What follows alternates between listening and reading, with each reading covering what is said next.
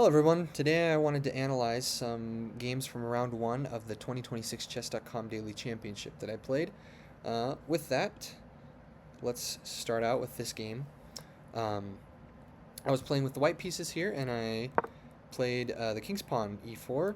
My opponent responded with a Caro-Kann defense and I played the fantasy variation, which is this move f3.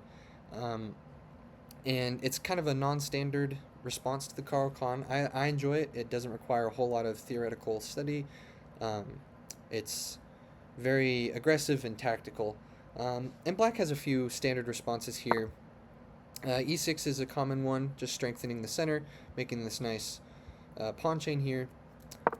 Sometimes people play g6. Of course, capturing is also an option, but in this position, black's only move is e5 pretty much to keep any sort of a hope for an advantage. And the whole point of this variation is we just want this open f-file. We want this spot for our knight and our bishop to be able to develop and control of the center. So I enjoy the games that come from this variation. But immediately out of the gate, my opponent plays a move I've never seen before, bishop e6. And this move is, as you can see from the evaluation, not the greatest. Usually in the opening, we don't want to be moving our bishops out in front of our center pawns. That just blocks their movement into the center to fight for control. It also impedes, for example, this dark squared bishop's development. And the bishop is just kind of misplaced here. I don't really know how else to explain it. So I just developed my knight out here. Of course, keeping the tension in the center. A move like e takes d5 would not be very good. You see that? Loses all of the advantage. Because now, we just don't have any hopes of being able to recapture with the f-pawn if black were to take us. And so now our knight has nowhere to develop, and it's just not the way that we want to be playing this. We want to keep the tension in the center, so develop the knight. And once again, playing a kind of strange move, queen to a5. This queen really isn't threatening anything, because the knight is pinned, but this pawn is defended by the f-pawn, so it's not in any threat of being captured. So I just developed my bishop and set this little threat right here of knight takes pawn, which would be a discovered attack on the queen. And my opponent misses it and actually moves the queen closer to the discovered attack. I know my opponent was probably just seeing this pawn, but yeah, just got to be aware of tactics like this. Now it's important, this only works because the queen has nowhere safe to move that would also check my king. If that was the case, the queen could move somewhere, for example, if e4 was... I mean, there'd have to be a lot of things with this position that are different, but if the queen is able to move to a square safely, check my king, then black would be able to pick up my knight on the next turn. But that's not the case in this position, so it's not only the win of a pawn, but actually I do have this fork afterwards of the king and the rook. So I pick up the rook and move my rook now to develop onto this open b file. Whoops. Well, semi-open. My rook is staring into this pawn and also threatening the queen. So as you can see here, queen takes a2, queen a3. These are the top computer moves, just moving the queen out of the way. My opponent, though, falling for the same tactic 2 times in, like, what, 2 moves? 3 moves, almost, takes the pawn on d4 with the queen, which falls to this same discovered attack tactic, actually. But this time it's even worse because it's a check. So after black responds, I just pick up the queen for free. And actually, I pick it up with a check and another fork. So, yeah, as you can see, black's position is hopeless at this point. And, yeah, the king actually slides over and gets checkmated right here on the set, in the middle of the board, surrounded by his own pieces. So that was a pretty cool game. I liked how my knight just kind of came back here and, trapped the king over there. So, now this is my game with that same opponent, but playing with the black pieces. And you'll see, I believe, second move, yeah. So my opponent does the same thing. with this bishop, that's something I think that's pretty important, is understanding uh, the opening mistakes and tactics that we miss, that are the same, that are shared across lots of our games. Being able to fix those, is really helpful to improving. Um, and as you can see here, on move 2, it's already a slight advantage for black. So I just took the pawn, white recaptured rather. And the reason I did this is so that I could develop my knight with a tempo. It's not the best move according to the computer, but I just like this. And now my opponent gave me the chance to snap off the bishop, which gives me control of the bishop pair advantage in this game. And we played some more developing moves. I made this plan to bring my bishop out, fianchetto it over here. The computer doesn't like it as much as just taking control of the center with e5 earlier, but I was playing in the spirit of this kind of Queen's Indian sort of setup, which I usually play against d4 openings. So we played some more developing moves, and what's interesting to me is that even though material is equal, the computer says that it's a -2 position for black. And I think that is because of these weaknesses that black has created on the queen side, which I can take advantage of. In fact, the top computer move is knight to b4, just putting some pressure on this pawn, and also opening up my light squared bishop, which is an amazing piece right here. But I didn't actually play that. I played this move, which is a mistake. I thought that it was pretty logical, though, pinning the knight to the rook. My opponent pushes d4, and this is where, yeah, mistakes just start happening. Right here I have 3 pieces, actually, that can take this pawn, and white only has 1 piece. So, yeah, just a little counting mistake there. I took with the knight, and I think it's important to understand why knight takes is better. If we take with the pawn, we actually lose a small chunk of our advantage right there. And I think one of the reasons why, first of all, we want to keep this nice pawn chain right here that we have on the queen side. When we take, it just gets split up. And so now this pawn becomes slightly weaker, even though I don't think white has a clear way to attack it. But that pawn used to be guarding some nice squares in the center and on the side. Another thing is, taking with the knight actually gets us this position where we have an outpost on d4 with this knight. An outpost is a square where one of our pieces, usually a knight, just because they can jump around and they can find their way to the outpost easier, is defended usually in the enemy's territory, so in this case, you know, past this line right here. And also that there are no pawns that can easily kick it away. So because all of those factors are true, this knight has this nice outpost. It'll be really hard for white to get rid of this. Now white takes the bishop, recaptured with the queen, and right here, after my opponent played g3, I immediately thought, well, this just doesn't look good at all. And yeah, you can see, look at this. Computer says the position is about 3.4 advantage for black. After that move, 5.4. So it's the equivalent of losing about 2 pawns, according to the computer. And the reason for that is just because this bishop is now even better than it was before. I in fact noticed here that if it wasn't for this queen, knight to e2 would actually be checkmate. So just develop my rook over here to this open d file. Can't be a bad move, right? This rook hasn't been touched yet.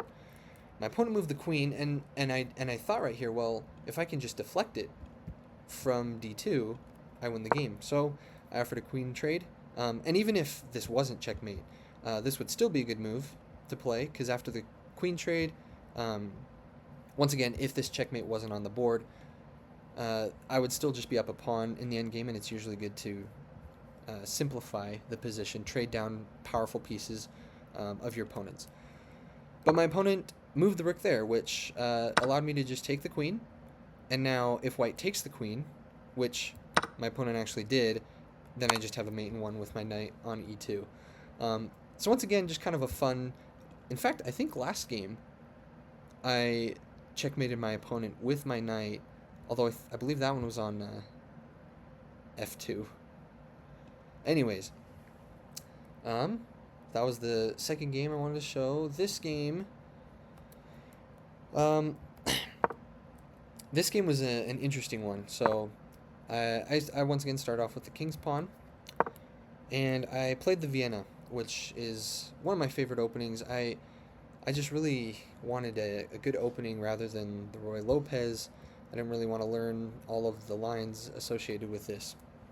And I just enjoy Vienna games more. My opponent plays g6, and once again, I've never seen this move. Probably for a good reason. It's already +1 for white here. Now, I didn't play it in the best way, but I was playing it in a style of a Vienna gambit, where you actually push this f-pawn. It's kind of like a delayed king's gambit, actually. But I like it better just because we already have our knight developed to c3, so it's just a little bit more stable. Now, in this position, it's really important to play knight to f3 to stop this queen check on h4. That's a common theme across a lot of openings, such as the king's gambit, where whenever a queen can give a check to the king, especially when there's this pawn of the opponent's on f4, it becomes really dangerous because you can't even block, or else they'll just take. So yeah, knight to f3 develops, stops black from playing queen to h4 check, and my opponent just kept developing.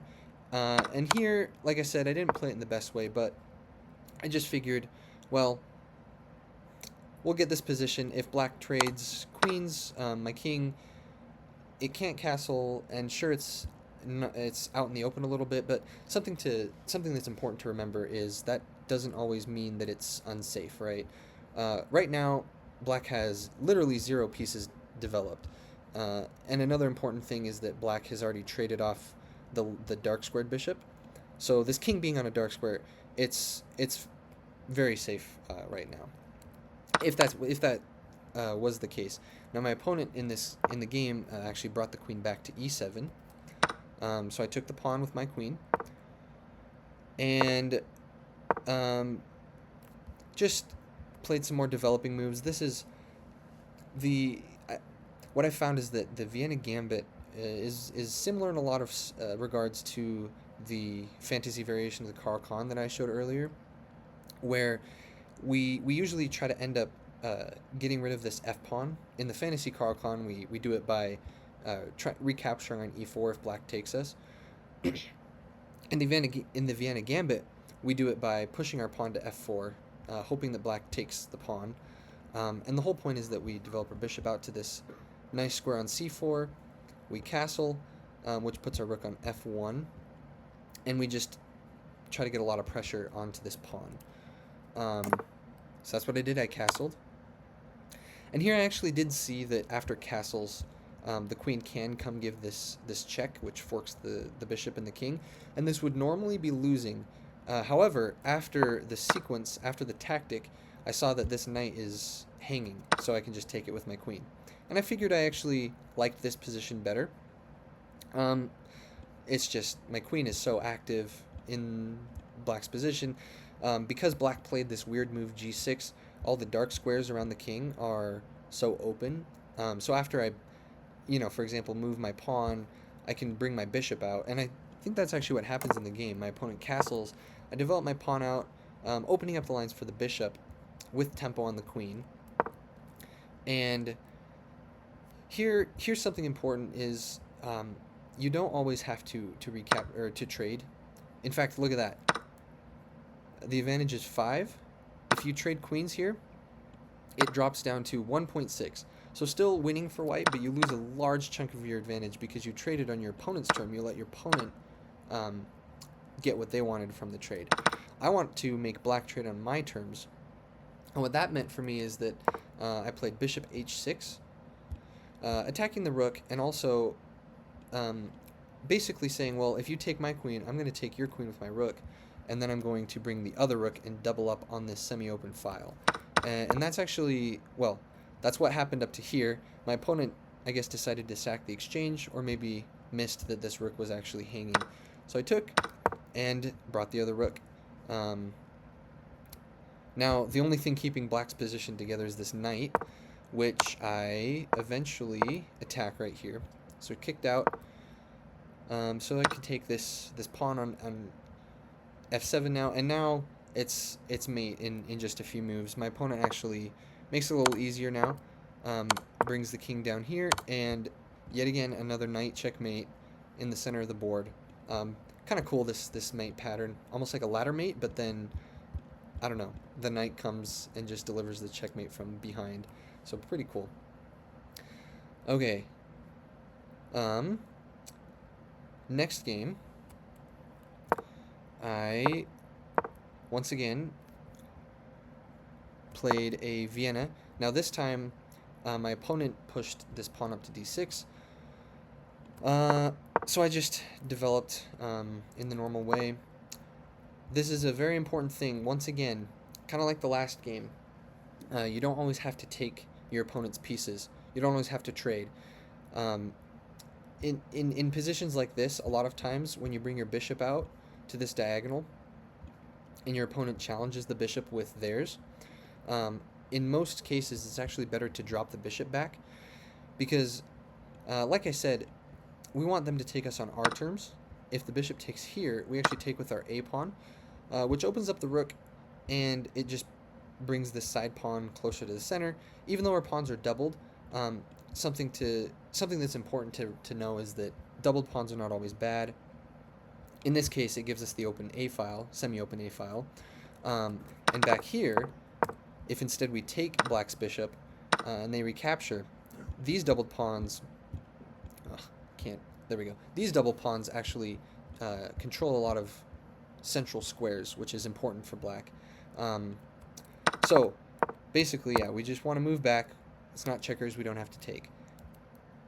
And here, my opponent pushes d5, and once again, it's just a counting exercise right here. 3 defenders and 2 attackers. In order to be able to win after a capture train like this, you have to be able to have as many or more attackers as your opponent has defenders.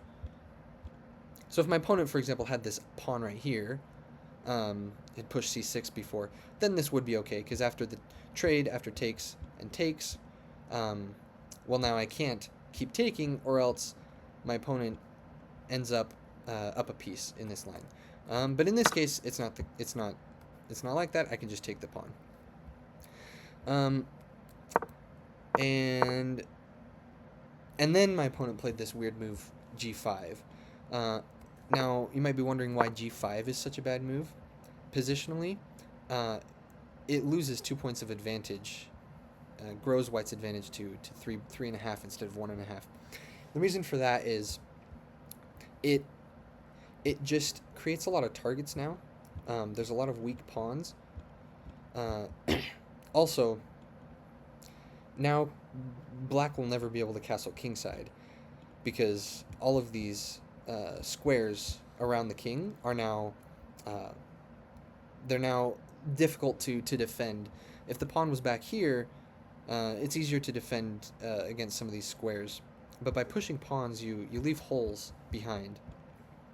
So here I just played knight to f3, and it is a fork of the pawns. Technically, black can defend it with f6, but I mean, that move just opens up this diagonal and opens up this diagonal, and black's position is just terrible in this line. So he actually just develops the knight to f6. I took it with the bishop, which also pins this knight to the queen. Black attacked the bishop, so I dropped back, and then I was able to actually pick up the other pawn. So already just 10 moves out of the opening, I've I've won 1, 2, and now 3 pawns. And part of that is due to the fact that black pushed up pawns kind of recklessly a little bit, I think, in this game. So here, black moved the rook out, and I just slid the queen up, trying to target this pawn, which black didn't defend, so I took it. Now I'm actually creating a lot of, well, not necessarily threats, but just adding a lot of pressure to black's position. In fact, something I saw was, I mean, if black just plays some weird move like this, I don't actually know if this is a great move. Looks like it is. If black was to take with the pawn, then that's actually just mate in 1. So that's kind of funny. Now that didn't actually happen. Black slid the bishop back, and this is something that Gotham chess talks about a lot. Is sometimes you attack a piece, but you don't ask where that piece is going to move. And in this case, the queen can just take this knight.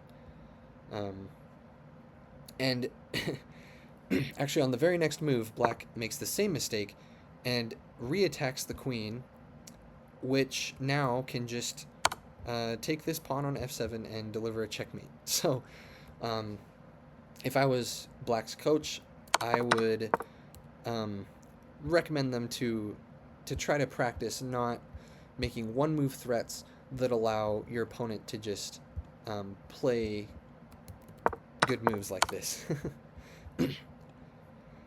So this game was an interesting one. The opening is pretty standard, nothing really to talk all that much about. Let's see. Okay, here it got a little interesting, because, right. So I noticed black's rook is hanging. Now my bishop is hanging, but if you just calculate this out, you can see after bishop takes, pawn takes, I can actually go queen takes, rook takes, and then just bring my bishop back. And I'm up the exchange, which means I've got a rook for a bishop.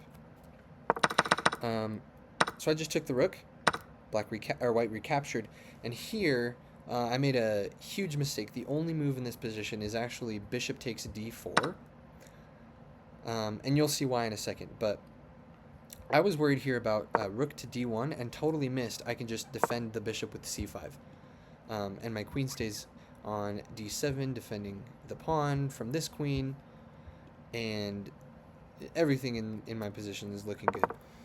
But I missed that for some reason and retreated my bishop. And my opponent saw the only move actually for white to have an advantage here, which is bishop to h6. And right as I saw this move, I was like, oh no, this is not good, because this pawn is what we call overloaded. It's defending against the knight fork on f6, right? If this pawn wasn't here, then this knight could fork my king and my queen. But in this case, it's also, well, because of that, it's unable to take this bishop, or else, white gets this fork. So I played queen to g4, just trying to get my queen involved a little bit more. And here white took my pawn with the knight, which was a very good move as well. The knight was undefended, but now the bishop is defending the knight, and white was able to pick up this pawn. And this is a really important pawn right in front of my king. This weakened my position a lot. And this is why after bishop takes, this tactic doesn't work, because I have queen g4, and if knight takes, well, now my bishop is guarding g7. So I should have seen that. I should have been looking for my opponent's resources, but I kind of misunderstood, or misevaluated, and I thought that there wasn't really anything for white here. So here I started scrambling, tried to force a queen trade, right? But this move right here, knight to f5, blocks the queen trade and also defends the loose bishop. So that was a great move, and also puts some pressure on this bishop, and also opens up this bishop to the rook. It was not looking too good for me. So I slid the rook over. Now this move actually gives up all of white's advantage, and the only move, well, I guess not only move, there's a few moves, but one of the only moves is rook a to d8, which I don't understand still. I guess it's just adding some more support, but anyways, I played bishop to f8. Maybe a little too anxious to trade off this bishop, but I figured this bishop is so strong, I've got to try to get rid of it. So after takes, takes, and queen takes, well, this is really bad. My knight is hanging. The only way to defend it is to push my c-pawn, but this is just a really weak position. This knight is amazing. I'm never getting rid of it because of this bishop. The queen is well placed, and everything in my position was just crumbling. And actually here, well, that's actually that's how I felt during the game. Here, the only move to keep things about equal is rook to e5, and I really don't know why I wasn't seeing some of these moves. I think I was just, I don't know, I was tired or something, and I was just kind of hopeless. I was thinking that there was nothing I could do here, but this move actually does a lot of things. It defends my knight and threatens this knight on f5. So that would have been a good move to find, but instead I played queen to b6. And this just allowed white's queen to come in here and actually threaten mate in 1 on h8. So I had to play, well, I thought I had to play f6. It turns out there's a few other things that could have stopped it, like queen to g6. But anyways, now white just brings the queen over here. And I tried to defend as much as I could. Things weren't looking very good. Right here, white has a forced mate in 5. Looks like it starts off with a bishop because this rook can't actually take because that rook now comes in. Okay, but here my opponent played queen takes f6, threatening knight h6 checkmate. But right when this move came, I was like, wait a second, I can just take this rook. It's a check. Now, in positions like this, where your opponent's threatening mate in 1, everything you do has to be a check. So this next move right here, I mean, of course, white's forced to block here. This next move should be pretty obvious. Everything else, there's no hope in any other move. You got to sack the rook. And here, actually, I saw that if king to g2, I can actually sack the rook again, which is pretty cool. And something else I liked about this is my knight is covering these squares, kind of acting like a back rank right here, almost. So, yeah, but my opponent didn't do that, instead took the rook, and here I had calculated rook check. If the king comes back here, you actually slide the queen over onto this weak diagonal, and the king just has no moves. There's only 2 moves to block, and neither of them do anything. So this would be checkmate, which is pretty cool. But instead my opponent came forward, which allows this kind of ladder mate. Well, it's not really a ladder mate because here I played queen to d2 checkmate. I can't remember what the name of this mate is, but it's a cool one, where the knight covers these 2 squares that are a knight's jump away from the queen, and then the defended queen covers everything else. It's pretty cool. Okay, last game. This one was... who is this one against? This one is against this opponent, but as the black pieces. So in this game, I just developed kind of standard, and my opponent immediately lunges forward with this g-pawn, which I was going to make the connection. In this game, my opponent actually also did a similar thing with the g-pawn. So I bet you that they've like won some games just kind of pushing the g-pawn up, and now it's like, oh, that's what I do all the time. Now this isn't actually that bad according to the computer, but that's just because this g-pawn can be defended a little bit easier. I don't know. I don't really know how the computer evaluates things sometimes, but obviously my knight's under attack, gotta move it. And this move, queen to e2, as you can see, is not very good.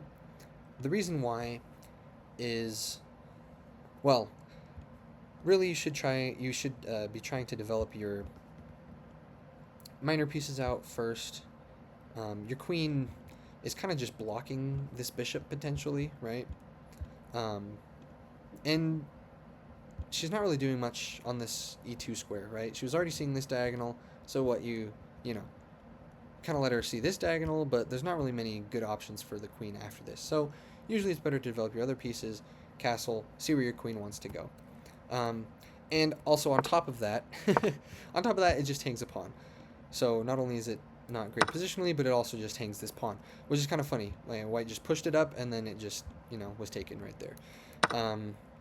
Now he does have this move, bishop takes g7, but similar to, I can't remember, one of the games, this bishop taking the g pawn actually lets me take this open file with my rook. And here, I guess I'm technically not up material, but I'm definitely up in development. So sometimes a good idea is to just trade off your opponent's most active piece in a situation like that. And here my opponent just blunders the bishop, doesn't see that it's hanging. So I took it, and I was thinking, well, now this is especially bad because you can't even take my knight, or else I take the rook. But then also, how do you even defend the rook? If you push this pawn up, well, then I take. I'm threatening the queen and the knight. So if you take, I take back, and it's actually a fork. So I think in this position, there's actually no way to defend the rook without losing a lot of material. But my opponent didn't actually do any of that, and instead moved the queen here. So I just took the rook.